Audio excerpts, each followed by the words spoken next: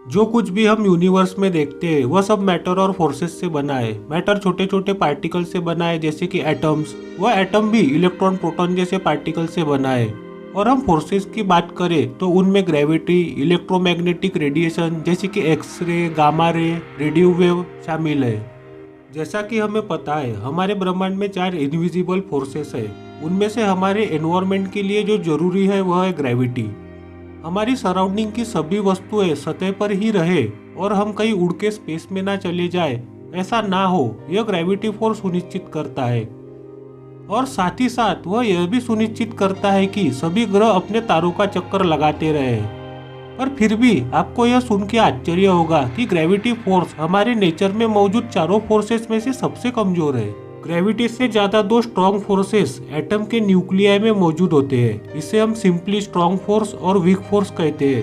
Strong force यह सुनिश्चित करता है कि एटम में प्रोटॉन और न्यूट्रॉन बिखरे नहीं, वह अपनी जगह पे बने रहे। और वीक फोर्स एटम्स डीके के लिए जिम्मेदार होता है।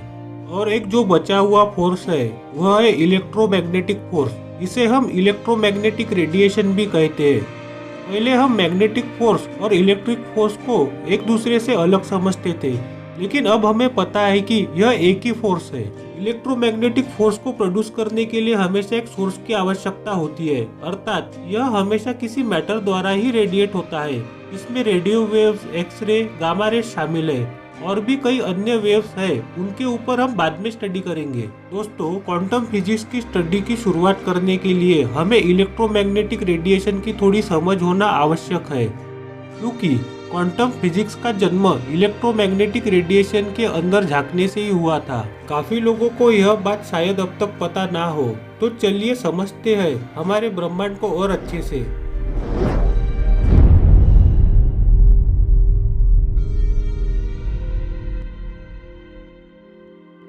हम इनविजिबल फोर्सेस के बारे में पहले कुछ नहीं जानते थे। हम बस इतना ही जानते थे कि एनर्जी मैटर के अलावा उसके प्योर फॉर्म में ही एग्जिस्ट करती है। इसे हम हीट, अट्रैक्शन, रिपल्शन, डिस्ट्रक्शन द्वारा महसूस करते हैं। जैसे जैसे विज्ञान में हमारा विकास हुआ हम इसे बेहतर समझते गए, लेकिन हम लोगों को यह पता नहीं था कि लाइट मींस प्रकाश इलेक्ट्रोमैग्नेटिक रेडिएशन का ही एक रूप है। डबल स्लिट एक्सपेरिमेंट हमें यह दिखाता है कि लाइट लिक्विड वेव या साउंड वेव की तरह बिहेव करती है। इस एक्सपेरिमेंट को हम किसी और वीडियो में डिटेल में स्टडी करेंगे। हर चीज की कुछ स्पेसिफिक प्रॉपर्टीज होती है, वैसी वेव्स की भी कुछ सेम प्रॉपर्टीज होती है। इसके प्रॉपर्टी में वेवलेंथ, फ्रीक्वेंसी और एम्पलीट्यूड शामिल है। इन वेव्स को हम समुद्र की वेव की तरह इमेजिन कर सकते हैं। जैसा कि आप इमेज में देख पा रहे होंगे, वेव का सबसे ऊपरी सिरा, उसको हम क्रिस्ट या पीक पॉइंट कहते हैं, और इसका जो निचला सिरा होता है उसे हम ड्रॉप पॉइंट कहेंगे।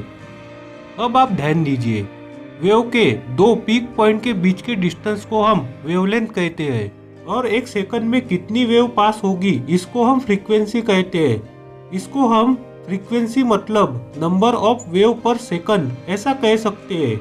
जितनी छोटी वेवलेंथ होगी उतनी ही ज्यादा वेव एक सेकंड में पास होगी, मतलब उतनी ही उस वेव की फ्रीक्वेंसी ज्यादा होगी।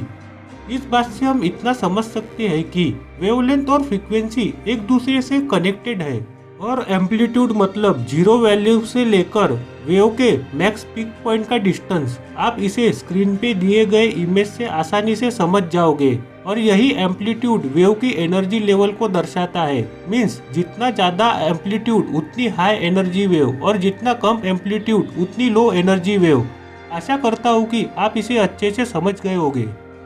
इन वेव की बहुत ही खास और इम्पोर्टेंट प्रॉपर्टीज होती है। जब 2 या उससे ज्यादा वेव एक दूसरे से मिलते हैं तो वह एक दूसरे के साथ मिलकर ज्यादा एनर्जी वाली वेव बन जाती है। मतलब जब किसी 2 वेव का पीक पॉइंट एक दूसरे के साथ मिले तो उसका एम्पलीट्यूड बढ़ जाता है। और वही अगर उनका पीक पॉइंट और थ्रू पॉइंट ओवरलैप के वक्त मैच नहीं करता तो वह एक दूसरे को न्यूट्रलाइज भी कर सकते हैं। यह यहाँ तक तो ठीक है, लेकिन जैसा कि हमें पता है लाइट भी वेव की तरह बिहेव करती है, तो उसका भी पीक पॉइंट और न्यूट्रलाइजेशन पॉइंट होना चाहिए। मतलब पीक पॉइंट के बाद उसका न्यूट्रलाइजेशन पॉइंट होना चाहिए। तो इसका नतीजा ऐसा होना चाहिए कि लाइट अपने पीक पॉइंट पर विजिबल होनी चाहिए और अपने न्यूट्रलाइजेशन पॉइंट पे वह डिसअपीयर होनी चाहिए। आप इसे इमेज में देखकर और अच्छे से समझ सकते हैं। और दोस्तों ऐसा होता नहीं है। दोस्तों यह काफ़ी इंटरेस्टिंग होने वाला है, पर इसे समझने के लिए आपको हमारे साथ जुड़े रहना होगा। यह दिखता तो आसान है, पर यह काफ़ी जटिल है। इसे पूर्णतः समझने के लिए आपको मेरे साथ रहकर काफ़ी कुछ समझना होगा। चलिए इसके बारे में हम बाद में डिस्कस करेंगे।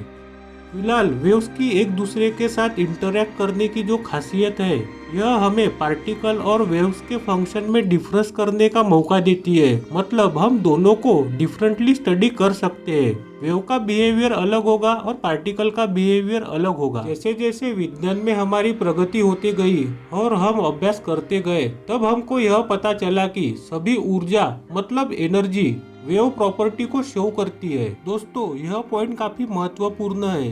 सभी प्रकार के रेडिएशंस और लाइट एक सिंगल इलेक्ट्रोमैग्नेटिक स्पेक्ट्रम को फॉलो करते हैं, जैसा आप स्क्रीन पे देख सकते हैं। जिस भी वेव को हम जानते हैं उनमें बस इतना ही डिफरेंस होता है कि बस उनकी वेवलेंथ या फिर आप कह सकते हैं उनकी फ्रीक्वेंसी अलग अलग होती है। उदाहरण के तौर पे हम ऐसा कह सकते हैं कि वेवलेंथ या फ्रीक्वेंसी ही तय करती है उस वेव का नेचर कैसे होगा। एक तो वह रेडियो वेव होगी या फिर गामा रे होगी। दोस्तों मैं आपको बताना चाहूंगा कि जो भी लाइट हमें आंखों से दिखाई देती है वह भी इलेक्ट्रोमैग्नेटिक स्पेक्ट्रम का बस एक छोटा सा हिस्सा ही होता है।